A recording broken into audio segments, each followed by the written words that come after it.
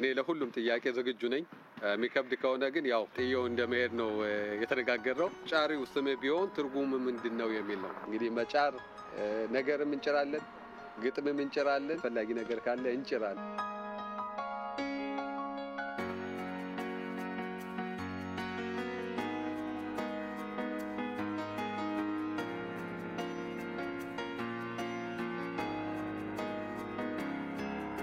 ዛሬ በዲኤምዲ ፊልም ፕሮዳክሽን ዲኤምዲ ሪያክት በተባለው የአዲስ ፕሮግራም ተገኝቻለሁ እነሱም እንግዲህ የተለያዩ ጥያቄዎችን እንድጠየቅና በእነዛ ነገሮች ላይ መልስ እንድሰጥ ጋብዘውኛል በጣም አመሰግናለሁ ስለዚህ ለሁሉም ጥያቄ ዝግጁ ነኝ አብራችሁን ቆዩ በሁለት አረፍተ ነገር አንተ ማንህ የሚል ጥያቄ ተጠይቄያለሁ እኔ ካሳሁን ሽፈራው ሲሆን የምኖረው እዚህ እስራኤል ሀገር ተላቪቭ ከተማ ነው በሁለት አረፍተ ነገር ስለተባልኩ እዛ ማለፍ አልፈልግም ጫሪው ስምህ ቢሆን ትርጉሙ ምንድነው የሚል ጥያቄ አለ መጫር ብዙ ትርጉም አለው አንደኛ ጠብ መጫር ሊሆን ይችላል ሁለተኛ ያው ስሜትን መጫር መጻፍ የሚለውን ትርጉም ይይዛል በተለይ እንግዲህ ያው ግጥሞችን በመጽፍበት ሰዓት ከስር ጫሪው ካሳሁን ሽፈራው የሚል ጽሁፎች አቀርባለሁና ለዛ ይመስልኛል ጥያቄዎች ያቀረቡት ይሄ የኔ ቅጽል ስም ነው እንግዲህ መጫር ነገርም እንጭራለን ግጥምም እንጭራለን ወደዚህ ሀገር ስትገባ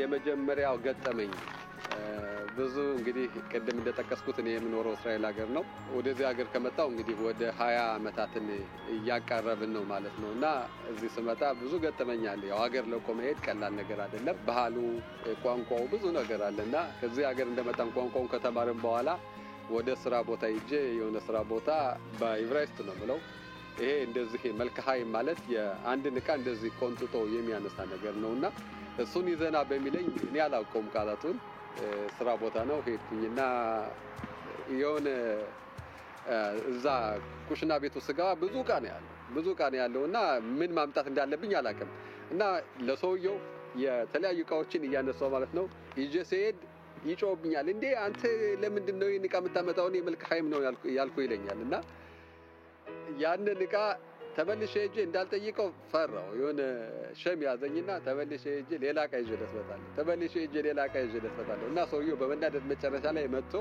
እቃው ይሄ ነው ብሎ በማሳየት ስራውን እንድቀጥል አድርጎኛል ይሄ ነው ያለኝ ገጠመኝ ብዙ ገጠመኞች አሉ ጥበብ ላንተ ምንድነው ምን ማለት ነው የጥበብ ሰው ባልሆንም ግን በጥበብ ላይ ያሉ ነገሮችን በብዛት ማዳመጥ እወዳለሁ ማንበብ እወዳለሁ ጥበብ ለኔ ሁሉ ነገር ነው በደስታም በሐዘንም የሁሉ መግለጫ በቃ በዚህ የሰው ልጅ ስሜት መግለጫ ነው ለኔ ከዘፈን ወይም ከግጥም አንዱን ጋብዘን ተብያለሁ እኔ የዘፈን ችሎታ የለኝም ማዳመጥ ግን አንደኛ ነኝ በጣም ማዳመጥ እወዳለሁ መዝፈን ግን በጣም አቅሙም የለኝም ግጥም ግን ቅድም እንዳልኩት ጭራለሁ መጫር ነው ሙከራ ነው ከሞከርኳቸው ውስጥ አንዱን ለማንበብ ሞክራለሁ የግጥሙ ርዕስ ላፈስስል ነቃው ሆነም በመላጣ ሜዳ በቦርጫ ማቀበት ዲካው በማይገኝ አዳጋች ቁልቁለት በጎፈሬው ጫካ በማይታይ ልኩ አራዊት ሊበሉኝ እንደዚያ ሲያሽካኩ ያ ሁሉ ሳይገታኝ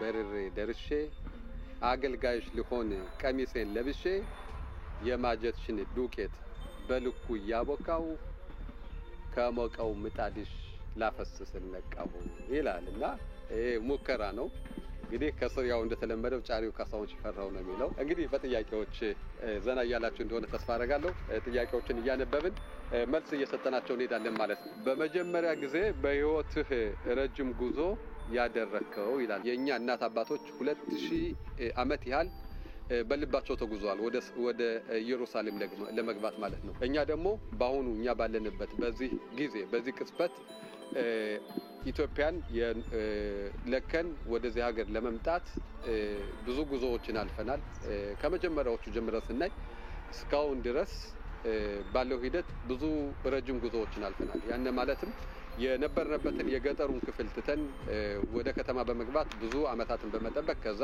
ወደ እስራኤል ሀገር ገብተናል ማለት ነው ይሄ ማለት የእናት አባቶቻችን ህልም እውን ሆነ ማለት ነውና ረጅሙ ጉዞ ማለት ለኔ ይሄ ትዳር እንዴት ነው አንደኛ ራስን ማረጋጋት የምትጀምርበት ጊዜ ነው ትዳር ብዙ ነገር ያስተምራል ትዳር ትግስትን ያስተምራል ትዳር ፍቅርን ያስተምራል መቻቻልን ያስተምራል ለኔ ትዳር እነዚህን ነገር ያጠቃለለ ነው ማለት ነው እንደ አባት ምከረን ደግሞ እንደ ወንድም ምከረን ይባላል እና እዚህ ጋር ይህን ጥያቄ እንደ አባት ምላችሁ ራሳችሁን ጠብቁ፣ በጊዜ ግቡ፣ እንደ ወንድም ደግሞ በጥፊ እያልኩ ነው ማስገባቸው ማለት ነው።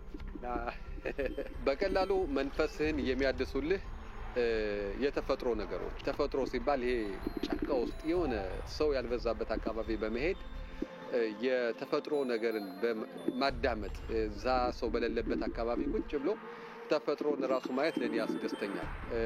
ከዛ ደግሞ አሁን ባለንበት አካባቢ ተላዩ አካባቢ ልምኖረውና አንዳንድ ጊዜ ወደ ሜዲተራኒያን ባህር በመሄድ ቁጭ ብዬ ሰዓታት ማሳለፍበት ጊዜ አለ። ስለዚህ ውሃ ዳር ሄዶ ደግሞ ቁጭ ብሎ ጊዜን ማሳለፍ ደስ ይለኛል። እነዚህ ሁለት ነገሮች የተፈጥሮ ነገሮች ደስ የሚያሰኙኝ ነገሮች ናቸው። የተሳሳተ አመለካከት ያለው ሰው ተጽዕኖ ያሳደረብህ እኔ የተሳሳተ ነው ብለው እሱ ትክክል ሊሆን ይችላል። ሰዎች አመለካከት ይሄ ነው። ተጽዕኖ አሳድረውብሃል ብዙ ነገሮች አሉ። በተለይ አክቲቪስት በአክቲቪስትነት ውስጥ ይሄ በብዛት የጉልበት ስራ ሳይሆን የጭንቅላት ስራ አለበትና እዛ ላይ ብዙ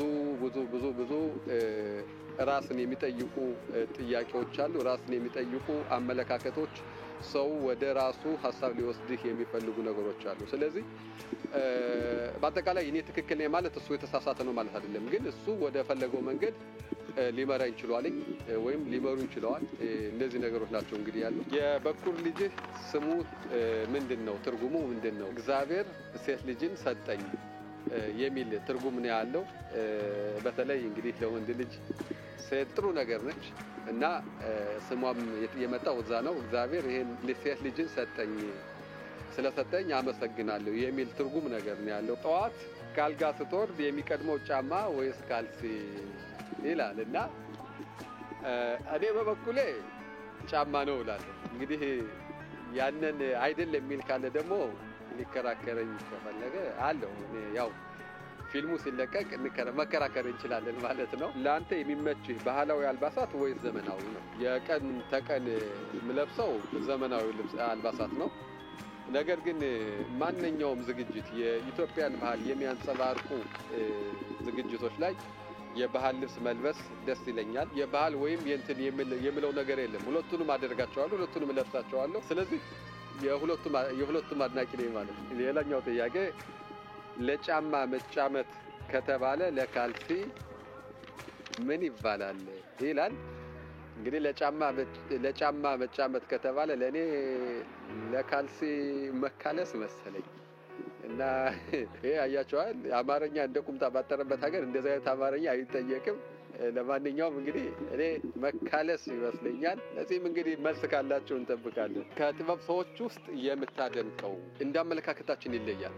ምክንያቱም አንድ ዘፈን ከሆነ የኛን ስሜት ያን በዛን ሰዓት ያለንን ስሜት የሚነካ ከሆነ ዘፈኑን እንወደዋለን ወይም የተጻፈውን ነገር እናደንቀዋለን ማለት ነው። ማንን ስለተባልኩኝ ዜማና በግጥም በኩል የአበበ መለሰ አድናቂ ነኝ። አብዛኛውን ጊዜ እንግዲህ በእነሱ እና አበበ መለሰ በሚደርስበት ሰዓት የነበሩ ሙዚቃዎች አሁንም ድረስ ያልጠፉ በጣም ብዙ ዘመናትን ያለፉ ነገር ግን ዛሬም ቀን ሁልጊዜ ብናዳምጣቸው ሊጠገቡ የማይችሉ ዜማዎች ናቸው።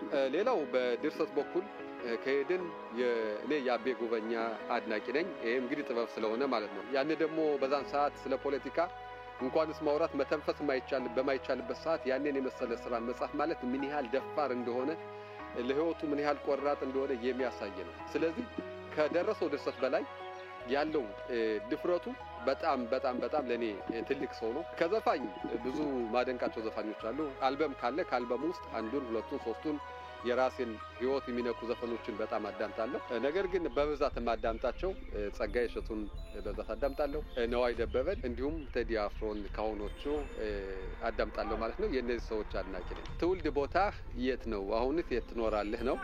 ቅድም ጠቅሻለሁ። እስራኤል ሀገር ነው የምኖረው፣ ተላቪቭ ከተማ። በተለይ ደግሞ የተወለድኩበት አካባቢ ጎንደር ሲባል ከተማ ውስጥ አይደለም፣ ወደ ገጠሩ አካባቢ ነው የተወለድኩት። በጥበብ ዓለም ውስጥ ምን ነው ባልኖረ የምትለው ነገር የሚል ጥያቄ ነው። በጥበብ ውስጥ ባልኖረ የሚለው ነገር የለም። ጥበብ እንዳልኩት ሁሉን ነገር ይነካል። በጥበብ ታዝናለህ፣ በጥበብ ትደሰታለህ፣ ፖለቲካ ትናገራለህ፣ በጥበብ ብዙ ነገር ትናገራለህ እና ጥበብ ራሱ ጥበብ ነው። ስለዚህ ባልኖረ የሚለው ነገር የለም።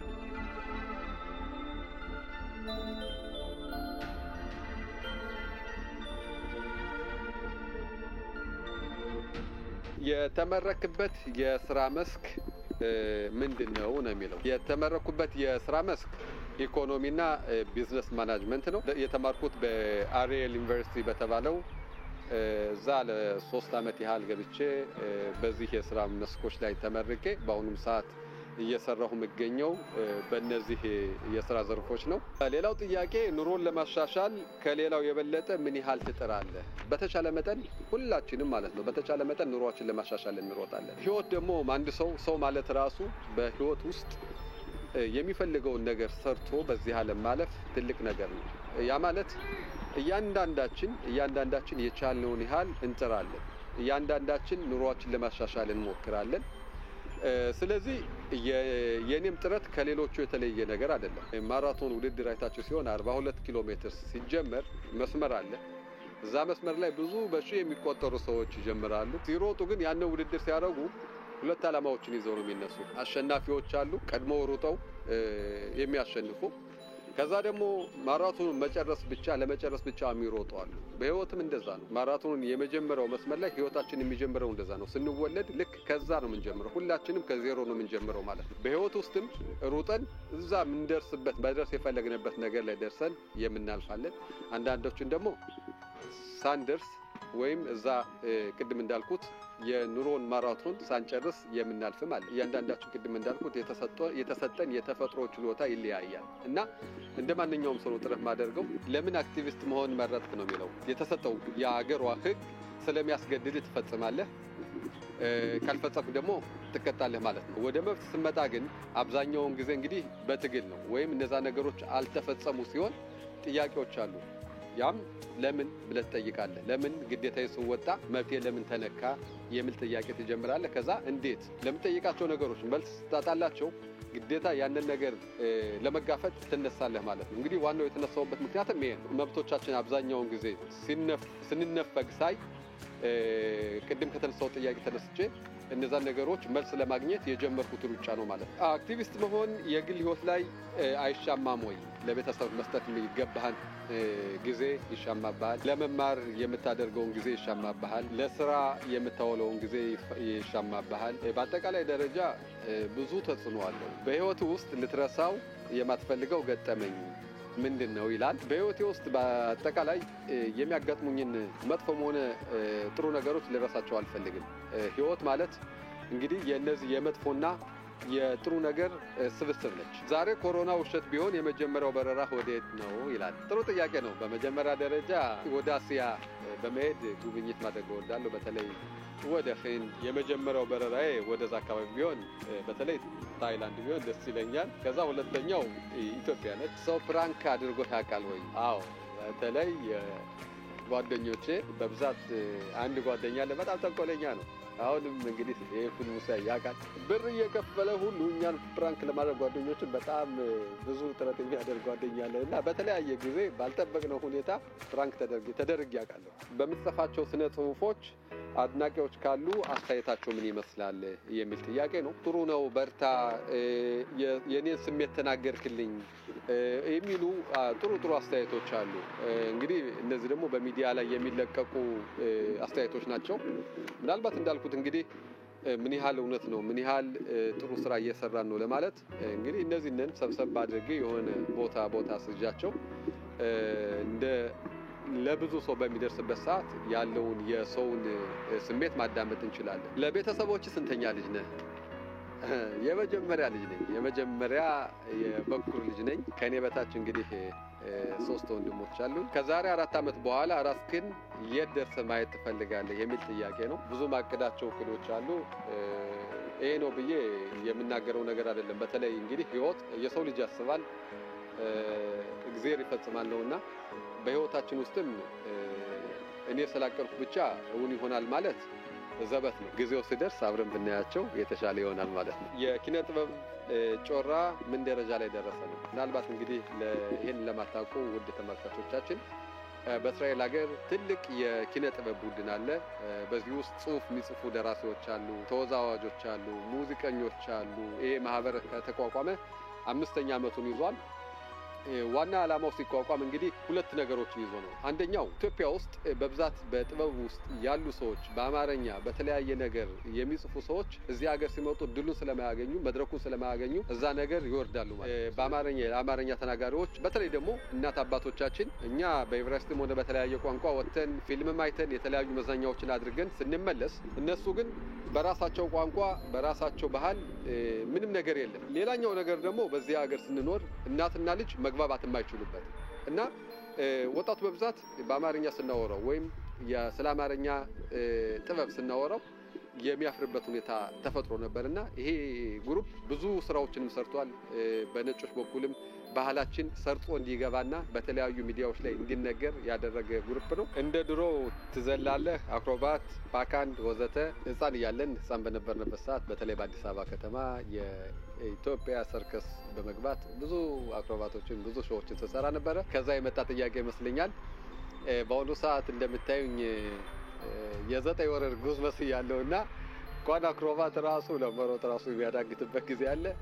በተለይ ደግሞ ከምሰራቸው ስራዎች ጋር በጣም የጊዜ ማጠር ስላለ ከስራ ውጪ አብዛኛውን ጊዜ እንዴት ነው የምታሳልፈው የሚል ጥያቄ ነው። አብዛኛውን ጊዜ የማሳልፈው በተለይ ቅድም እንዳልኩት የአክቲቪስትነት ስራ ቀላል አይደለም። ከስራ እንደተመለስኩ ከአክቲቪስቶች ጋር ትገናኛለህ። አንዳንድ ቤተሰቦች እርዳታ የሚያስፈልጋቸው ይደውሉልሃል። አብዛኛውን ጊዜ ማሳልፈው እዛ ነው። እንግዲህ ስራ ያኛውን ቋሚ ስራ እንደጨረስ ሁለተኛ ስራ ይጀምራል ማለት ነው። የአብዛኛውን ጊዜ ማሳልፈው ከቤተሰቦች ጋር ነው። እዛ ያለፈ ጊዜ ካለ ደግሞ ክላሴን በመቆለፍ አንዳንድ ነገሮችን መጻፍ ደስ ይለኛል። የምትወደው የምግብ አይነት እኔ እንግዲህ እንቁላል ፍርፍር ደስ ይለኛል። በተለይ እንቁላል ፍርፍር ከእንጀራ ጋር ማለት ነው። ቤት ስገባ ሌላ አማራጭ ምግብ ካለ የእንቁላል ፍርፍር ነው ማገኘው። ያውቃሉ የኔ ስሜትን ስለሚያውቁ እንቁላል ፍርፍር ደስ ይለኛል። በጣም ነው የምወደው። በዓለም ላይ ለአንተ ትልቁ ነገር ምንድነው የሚል ነው። እንግዲህ በህይወቴ ውስጥ ወይም በእያንዳንዱ ህይወት ውስጥ ለእኔ ትልቁ ነገር ራስን ማወቅ ነው። አንድ ራሱን ያወቀ ሰው ወይም የሚፈልገውን ነገር የሚያውቅ ሰው እዛ ላይ ትኩረት በማድረግ መጨረሻ ላይም ውጤታማ ሊሆን ይችላል። አብዛኛዎቻችን 99% የምንሆነው ስኬታማ የማንሆነው የምንፈልገውን ነገር ስለማናውቅ ነው። የምንፈልገውን ነገር ሳናውቅ አንዴ እዛጋ እንደዚህ ጋር እንደዚህ ጋር እዛጋ ስንል ጊዜያችን እየባከነ በዚህ ዓለም ላይ መስራት የምንፈልገውን ነገር ወይም እንዲሳካ የምንፈልገውን ነገር ሳናሳካ እናልፋለን። ካጋጠሙ 3 የህይወት ፈተናዎች ይላል። አንደኛ የተወለድኩት ጎንደር አካባቢ ሲሆን በተለይ ደግሞ በገጠሩ ክፍል ነው የተወለድኩት። ያ ማለት ቢያንስ እስከ 10 ዓመት ያህል ጥጃ ጠብቄ ፍየል ሩጬ ቆርቁሬ እንደዛ ነገር የትምህርት እድሉም አልነበረም። ከዛ በኋላ ያንን እንግዲህ አስቡት። በጣም ኢትዮጵያ ውስጥ ዝቅተኛ በሚባለው አካባቢ ወጥተህ ወደ አዲስ አበባ መግባት ማለት ቀላል ነገር አይደለም። እንግዲህ በ10 ዓመቴ ነው ሀብዬ የጀመርኩት። ከዛ በኋላ ነው እንግዲህ ትምህርቶቹን ቶሎ ብለህ አሁን የደረስክበት ደረጃ ላይ ለመድረስ በጣም ፈተና ነበር። ይሄን አልፈ ደግሞ እዛ አዲስ አበባ ላይ ያለ በልጅነት አዳፕት ስታደርግ ከዛ ወደ እስራኤል ሀገር መምጣት ማለት ሌላ ባህል ነው፣ ሌላ ቋንቋ ነው፣ ሌላ ነገር ነው። ያደገ ሀገር ነው። ካደገው ሀገሮች ጋር ካደገ ማህበረሰብ ጋር ደግሞ ራስህን ለማስተካከል ሌላ ፈተና ማለት አዲስ ቋንቋ መማር አለብህ፣ አዲስ ባህል መማር አለብህ። ቋንቋውን ብቻ ሳይሆን ያን የምትማረው ቋንቋ ራሱ ከመናገር አልፎ ዩኒቨርሲቲ ውስጥ ሊያደርስ የሚችል ቋንቋ መቻል አለ። ይሄ ሁለተኛው ፈተና ነው። ሶስተኛው ፈተና ያው እንግዲህ አባቴ መዝገቡ ሽፈራው ይባላል። በህይወት የለም። የዛሬ 4 ዓመት አካባቢ ከዚህ ህይወት ተለይቷልና በዛን ሰዓት እሱ ባለፈበት ሰዓት ብዙ ፈተናዎችን አልፌያለሁ። በተለይ ለሰው የነገርኳቸው ለሰው ያልነገርኳቸው ፈተናዎች አሉ። ያ ብዙ ነገር ተጽዕኖ አለ። በህይወት ላይ የሚያሳድሩ ነገሮች እነዚህ ናቸው። ለዋሸህ ሰው የመከርከው ምክር ምንድነው ይላል። በተለይ እንግዲህ እኔ ከሚያስጠላኝ ውስጥ መዋሸት የሚባል ነገር በጣም የሚዋሸኝ ሰው በጣም ይከብደኛል። ያው የመከርኩት ነገር ቢሆን አንድ አረፍተ ነገር ነው የምለው። እውነት መቼም ቢሆን መውጣቱ አይቀርም። ውሸት የበለጠ ሰውን ያራርቃል እንጂ ምንም ነገር ጠቀሜታ የለውም። ዛሬ ወደኋላ ተመልሰ 18 ዓመት ቢሆንና በወጣትነት እድሜ ምን ማድረግ ትፈልጋለህ? ያለፍኳቸው ነገሮች እነዛን ነገሮች ማሻሻል የሚችልበት ነገር ይኖራል ብዬ ገምታለሁ እንጂ አሁንም ቢሆን የምፈልገውን ነገር ከማድረግ ወደኋላ የሚገድበኝ ነገር ስለሌለ እድሜ ቁጥር ነው። ብር ላይ ካልሆነ በስተቀር ምንም በእድሜ ላይ ዋጋ የለውም። እናደርጋለን የሚል ጭንቅላታችን የምናሳምነው ከሆነ በማንኛውም ጊዜ በ50 ዓመትም በ60 ዓመትም ሊሆን ይችላል ምንም የሚገድበን ነገር የለም። ለእኔ የእድሜ ቁጥር ምንም ፋይዳ የለውም።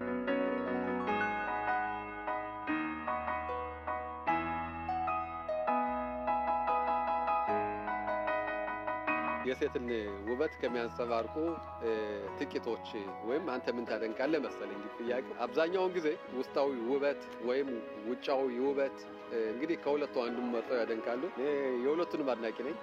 በተለይ ደግሞ የሴት ልጅ ውበት ሁለቱም ያለበት ውጫዊ ውበትም ውስጣዊ ውበትም አንድ ላይ ሲሄዱ ለኔ ምርጥ ነው። እንግዲህ እንደዛ አይነት ነገር አለ የምትሉኝ ወይም የለም የምትሉ ከሆነ ተሳስታችኋል። አለ። ለመኖር የምትፈልገው ሀገር የት ነው ወይም የምትወደው ሀገር የት ነው የሚለው ተአምር ነው። በእኛ እድሜ በእኛ ጊዜ ይሄ ነገር ተፈጥሮ ወደ እስራኤል ሀገር በመመለሳችን ወይም ወደ ኢየሩሳሌም ምድር በመግባታችን ለኔ ትልቅ ነገር ነው። ለወደፊት የት ትኖራለህ የት መኖር ትፈልጋለህ ለሚለው ከኢየሩሳሌም ወይም እስራኤል ሀገር ውስጥ መውጣት አልፈልግም። እኔ ብቻ ሳልሆን የልጅ ልጆቼም ቢሆን እዚቹ ሀገር እንዲኖሩ ነው የምመክራቸው። ከክረምትና ከበጋ ምን ተወዳለን የሚለው አብዛኛው አሁን በጋ ደስ ይለኛል። ወጥቶ ለመዝናናትም አመቺ ነው እና እኔ በጋ ወዳለሁ። የምትገለገልባቸው ብርቅዬ ሰው ሰራሽ ግኝቶች ሁለቱን ይላል። አንደኛ ስልክ ነው። ስልክ እንግዲህ ያው 24 ሰዓት ማለት ነው እጅ ላይ ነው። ከዛ ደግሞ መኪና። ከምትችላቸው ቋንቋዎች የማትገለገልባቸው የሚል ጥያቄ ነው። ያው የምችላቸው ቋንቋዎች በጣም ውስን ስለሆኑ ከ3ም ከዛም የማይበልጡ ስለሆኑ ሁሉንም እጠቀምባቸዋለሁ። ባለኝ አጋጣሚ እንግዲህ የቋንቋውን የምትጠቀምበት ጊዜና ቦታ ነው የሚለየው። ባለህ አጋጣሚ በምትሄድበት ቦታ እንግሊዘኛም ትጠቀማለህ፣ አማርኛም ትጠቀማለህ፣ ኢብራይስጥም ትጠቀማለህ እና ሁሉንም ቋንቋዎች እጠቀምባቸዋለሁ። የማልጠቀምባቸው ቋንቋዎች የሉም። በዚህ አጋጣሚ ዲኤምዲ ሪያክት ካቀረባቸው በጣም ቀላል ጥያቄ ነውና ወደ ሌላው ጥያቄ እንለፍ። ከሰው የምትደብቀው ሚስጥር ምንድነው ይላል። አብዛኛውን ጊዜ ሁሉንም እንግዲህ ለሰው ትናገራለህ ማለት አይደለም። ከአንድ ወይም ከሁለት ከምትወደው ጓደኛ ውጪ ማለት ነው አሉ ብዙ የምደብቃቸው ሚስጥሮች። ስለዚህ ለእናንተም እደብቃለሁ ማለት ነው። በተፈጥሮ የምትወደው መጽሐፍ ወይስ ዘፈን ይላል። በነገራችን ላይ ሁለቱም ደስ ይሉኛል፣ ሁለቱም ያዝናኑኛል። ዲኤምዲ ሪያክት ካላስገደደኝ እኔ ሁለቱንም በመርጥ ደስ ይለኛል። ሙዚቃ ሳላዳምጥበት የምውለው ቀን የለም። መጽሐፍም እንደዚህ ጊዜ አግኝቼ የሆነ ረጋ ያለ ጊዜ በማገኝበት ሰዓት ማንበብ ደስ ይለኛል። በተለይ የአማርኛ መጽሐፎችን እና የዕብራይስጥ መጽሐፎችን ማንበብ ደስ ይለኛል። አይ ከተገደድኩ ግን ያው ሙዚቃ ተናግሬ ያለው ቅድም እኮ ይሄ ነገር ያው ስለዚህ ነፃ ነኝ። የኛም ባህል ከአካባቢው ባህል ጋር እንዴት ታየዋለህ? እንግዲህ በመጀመሪያ ኢትዮጵያዊ ከዛ ነው እንግዲህ እስራኤላዊ ሆኖና እንደኔ ሁለቱንም ባህሎች የማጣጣም እንትኖቹ ቢኖሩ ለሁለቱም ጠቃሚ ነው። ምክንያቱም ያለህንም ይዘህ ስር መሰረትህን ጠብቀህ ካለው ጋር ማዋሃድ ጥሩ ነገር ነውና በባህላችን የሚዘፈነውም በግጥም ነው፣ የሚለቀሰውም በግጥም ነው፣ የሚጻፈውም እንግዲህ ያው ግጥም ነውና የሚያሳየው ባህላችን ራሱ ጥበብ እንደሆነ ያሳያል። ስለዚህ የኢትዮጵያን ባህል በጣም ድንቅዬ ባህል ነው። እኔ በጣም ነው የምወደው። እንደዛ ከሆነ እንግዲህ ሁሉም ነገር ግጥም ከሆነ መግጠምና መጫራቸውን አስተውላለሁ። የመጻፍ ችሎታህን የት ነው ያገኘው ይባላል የሚል ጥያቄ ነው እንግዲህ የቀረበልኝ። ለወደፊት እንዳልኩት አንዳንድ ነገሮች ተሳክተው ያለውን የህዝቡን ስሜት የአቀባበሉን ሁኔታ አይተን ጥሩ ከተቀበለው እንግዲህ ትችላለህ ማለት እንችላለን። ለጊዜው እችላለሁ የማለት አቅሙ የለኝም። የወደፊት እቅድህ ምን ላይ ያተኩራል የሚል ነው። የወደፊት እቅዴ አንደኛ በራሴ ህይወት ላይና በቤተሰቦቼ ህይወት ላይ ያተኮረ ሲሆን መጀመሪያ ራሴንና ቤተሰቦችን መርዳት፣ ሌላው ለሚቸገር ለመርዳት ዝግጁ ነኝ። ብዙ ጥያቄ ነው ያለው ማለት ነው። አንተ ካለፍካቸው የተመክሮ ህይወትህ እስኪ አንዳንድ ነገሮችን ለግሰን ነው የሚለው። በህይወቱ ስትራመድ ያንን ነገር ሳታደርግ ከቀረህ ወድቀህ ከቀረህ ይሄ ነው ከውድቀት ላይ ውድቀት የሚባለው። ጠንካራ መንፈስ ያስፈልጋል። የምትፈልገውን ነገር ማወቅ ያስፈልጋል። እስከ መጨረሻው ድረስ መጓዝ ያስፈልጋል። ይህን ፕሮግራም ለጓደኞቹ በእንግዳነት ጋብዝልን። ዛሬ እኔ እንደተጋበዝኩት ከጓደኞቹ ውስጥ እንዲጋበዝ የምትፈልገው ጓደኛ ካለ ስሙን ጥቀስልን ወይም ስማቸውን ጥቀስልን ይላል። እዚህ ፕሮግራም ላይ እንዲገኝ የምፈልገው አዱኛ ጓዴ ብዙ ስራዎችን የሰራ በተለይ ማሲንቆ ደግሞ አዝማሪ አንደኛ አዝማሪ ነውና እሱ ቢጋበዝልኝ ከተፈቀደልኝ። ዳንኤል ደርሶ በድራም በሙዚቃ በሰርከስ ብዙ ጊዜ የሰራ ልጅ ነው። እሱም እዚህ መጥቶ ያላቸውን የስራ ልምድ እንዲያካፍሉን ጋብዛለሁ። አርቲስት ለመሆን ህልሙ ነበረ ወይ ይላል። ችሎታውም ስለሌለኝ ችሎታን ማወቅ ያስፈልጋል። አርቲስት ማለት እግዚአብሔር ከሰጠህ ችሎታ ጋር የምታያይዘው ነገር አለና ያም ችሎታው ስለሌለኝ ከእግዚአብሔር ጋር የተሰጠኝ ነገር ስለሌለ አርቲስት የመሆን እንትኑም የለኝም፣ ፍላጎቱም የለኝም። ለወደፊት እሆናለሁ የሚል ግምትም የለኝም። ከእንቅልፍ ስትነቃ ሌላ ሰው ሆነህ መንቃት ትፈልጋለህ ወይ ይላል። በጭራሽ ሌላ ሰው መሆንን አልፈልግም። ራሴን መሆንም ደስ የሚለኝ ለወደፊትም ራሴን መሆን ብቻ ነው የምፈልገው። ሌላ ሰው መሆን አልፈልግም። ካሳሁን መቼም ካሳሁን ነው። ዲኤምዲ ሪያክትን እየተከታተላችሁ እንደሆነ ተስፋ አደርጋለሁ። ሌላው ጥያቄ የተጠየቁት ዛሬ $100 ሚሊዮን ብታገኝ ማንን ማገዝ ትፈልጋለህ? ዋው መጀመሪያ ይድረሰኝ። ከደረሰኝ በኋላ እንገናኛለን። እያንዳንድሽ ያው ካሳሁን የሚባል ነገር የማታየው ማለት ነው። ህፃን እያለሁ የማስበው በብዛት ኢትዮጵያ ውስጥ ወላጅ የሌላቸው ብዙ ህፃናት ይገኛሉና እዛ ላይ የሆነ ተቋም ተከፍቶ ያንን ባደርግ ደስ ይለኛል። ህልሜም ስለሆነ ማለት ነው። ነገር ግን ዶላሩ የታለ አምጡልኝና ከዛ እንነጋገር። ሁሉ ጊዜ የሚያሳስብህ ነገር የሚል ጥያቄ አለ። ማንኛችንም በግል ህይወትም በተለያየ የምንኖርበት አካባቢም የሚያሳስቡን ብዙ ነገሮች አሉ። ይሄ ነው ብዬ ልጠቅሰው የምችለው ነገር አይደለም። አሁንም ጥያቄዎች አላለቁም። እንደምታዩት ይሄ ሁሉ እንግዲህ ጥያቄ ነው። ብዙ ጥያቄ አለ። ላንተ አሪያህ ማን ነው? ዋው በጣም ጥሩ ጥያቄ። ለኔ አንድ ሳይሆን ሁለት ናቸው። በተለይ በህይወቴ ውስጥ ጥንካሬን ብዙ ነገር ያስተማሩኝ ማለት ነው። የኔ አሪያዎች የኔ እናትና አባቶቼ ናቸው። አስከፊው ጊዜ ላይ ወይም ከባድ ጊዜ ላይ ተቋቁሜ ችግርን ተቋቁሜ ህይወትን በጥሩ አመለካከት እንመለከት ያደረጉኝ ለኔ በቃ የመጀመሪያ የህይወቴ መጀመሪያዎች እነሱ ስለሆኑ የኔ አሪያዎች እነሱ ናቸው። ከምትወዳቸው እንስሳት መሃል አንዱን ከምትጠላው ደግሞ አንዱን የሚል ጥያቄ ነው። ከምወዳቸው የእንስሳት መሃል ውሻ በጣም እወዳለሁ። በብዛት የሰው ልጅን ስሜት የሚረዳ ሊነግሩት የሚያዳምጥ በቃ ጥሩ ነገር ነው ያለውና ውትድርና ቤት ባገለገልኩበት ሰዓት ከውሾች ጋር ሆኖ የመዋጋት እዛ ኮማንዶ ስለነበርኩኝ የራሴ የሆነ ውሻ ስለነበረኝ ከዛም የተጨማሪ የመጀመሪያው ጓደኛዬ እሱ ስለነበረ ውሻ በጣም እወዳለሁ። ከምጠላው እባብ እጠላለሁ። እባብ በጣም ነው የሚያስጠላኝ። እባብ ሳይ በቃ ሰውነቴ ሁሉ ሲሰቀጥጠኝ ነው እና የሚለው እባብ እጠላለሁ ማለት ነው።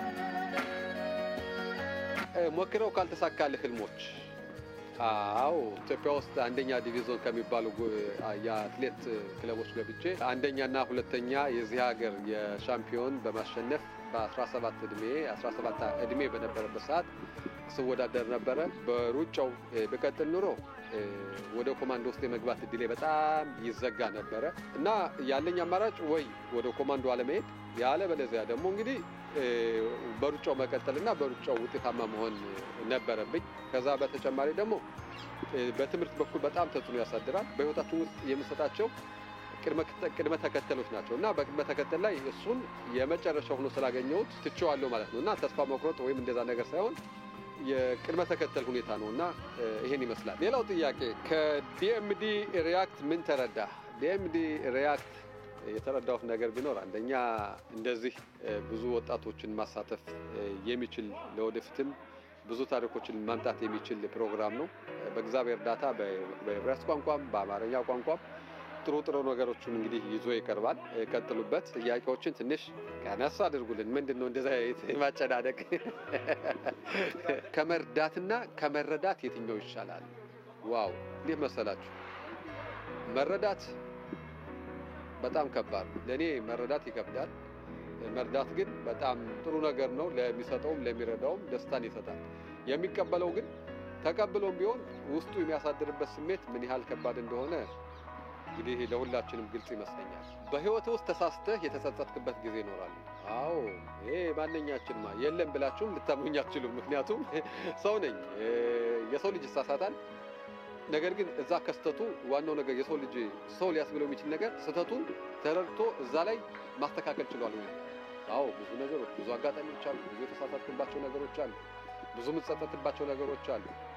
ያስተካከልኳቸውም ያላስተካከልኳቸውም ላስተካክላቸው ያልቻልኳቸው ነገሮችም አሉ። እንግዲህ ዘና እያላችሁ እንደሆነ ተስፋ አደርጋለሁ።